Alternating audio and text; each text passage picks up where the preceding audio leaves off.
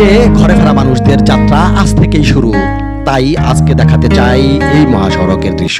পবিত্র ঈদ উল ফিতর সামনে রেখে ঘরমুখী মানুষদের যাত্রা শুরু হয়েছে। ঈদ যাত্রার প্রথম দিন আজ শুক্রবার। বিভিন্ন যানবাহনে করে রাজধানী ঢাকা থেকে ও আশেপাশের এলাকা থেকে মানুষ নিজ নিজ গন্তব্যে ফিরতে শুরু করেছেন। শুক্রবার ঢাকা টাঙ্গাইল যমুনা সেতু মহাসড়কে যানবাহন চলাচল স্বাভাবিক রয়েছে।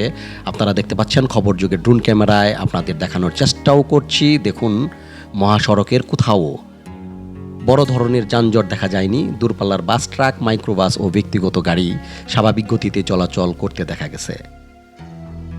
আপনারা যদি লক্ষ্য করেন, দেখুন খুব স্বাভাবিক গতিতেই যানবাহন চলছে। তবে মহাসড়কে যানবাহনের সংখ্যা কিছুটা বৃদ্ধি পেয়েছে।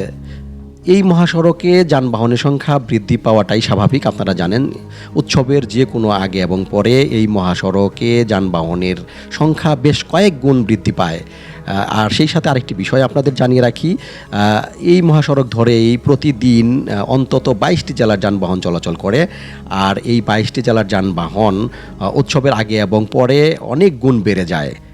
আর এই অনেক গুণ বেড়ে যাওয়ার কারণেই এই মহাসড়ক ধরে প্রতি বছর ঈদের আগে এবং পরে যানবাহনের দীর্ঘ সারি এবং যানজট দেখা দেয়। এই বছর কিন্তু এখন পর্যন্ত, আজকে যেহেতু প্রথম যাত্রা, আজকে কোথাও কোনো জায়গায় যানবাহনের দীর্ঘ লাইন অথবা যানজট এটি কিন্তু খবর যুগের ড্রোন ক্যামেরায় এখনও ধরা পড়েনি। দেখতে পাচ্ছেন ঢাকা টাঙ্গাইল যমুনা সেতু মহাসড়ক। এই মহাসড়ক কতটা স্বাভাবিক, এই দৃশ্যটি আপনাদের খবর যুগে ড্রোন ক্যামেরায় দেখানোর চেষ্টা করছি। দেখুন, খুব স্বাভাবিক গতিতে যানবাহন চলছে। আজকে প্রথম দিন যারা যাত্রা করেছেন স্বজনদের সাথে ঈদ করতে, তারা কিন্তু স্বস্তিতেই বাড়ি ফিরতে পারছেন।